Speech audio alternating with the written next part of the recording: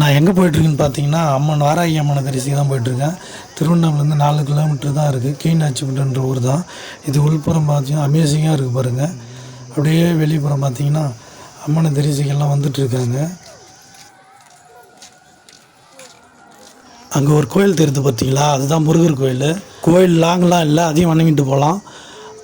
இப்போ புரிஞ்சிருக்குன்னு நினைக்கிறேன். திருவண்ணாமலை பாருங்கள், மலையே எவ்வளோ கிட்டே இருக்குது. நம்ம அவ்வளோ நெருக்கத்தில் தான் இருக்கோம்.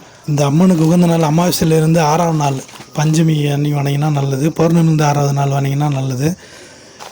அன்றைக்கி தான் கூட்டம் அதிகமாக வரும். சரி, நம்ம வந்த வேலையை பார்க்கணுன்னு நான் சாமி கும்பிட ஆரம்பித்தேன். என் ஸ்டைல்லையே வச்சு ஸ்டைலில் தூக்கி போட்டு எல்லாம் நல்லா இருக்கணும்னு வணங்கினேன். நானும் நல்லா இருக்கணும்னு வணங்கிட்டு,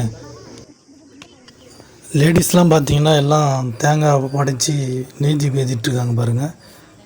பஞ்சமியில் தான் அந்த அம்மனுக்கு அதிக சக்தின்னு சொல்கிறாங்க. விஷ்ணு அவதாரம் தான் இது.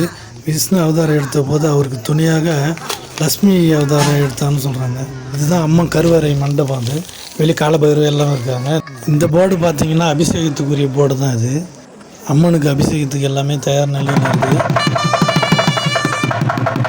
பௌர்ணமிலேருந்து 6ஆவது நாள் தான் நான் கோயிலுக்கு போனது. இவ்வளோ கூட்டம் இருக்குது பாருங்கள்.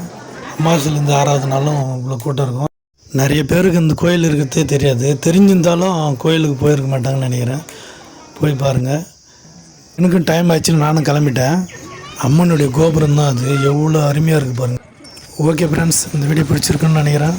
இப்போ புரிஞ்சிருக்கும் உங்களுக்கு. எண்டுக்கு வந்துட்டோம். சென்னை ரூட்டு தான் இது. திருவண்ணாமலேருந்து 4 கிலோமீட்டர் தான். ஓகே ஃப்ரெண்ட்ஸ், நெக்ஸ்ட் வீடியோவில் பார்க்கலாம்.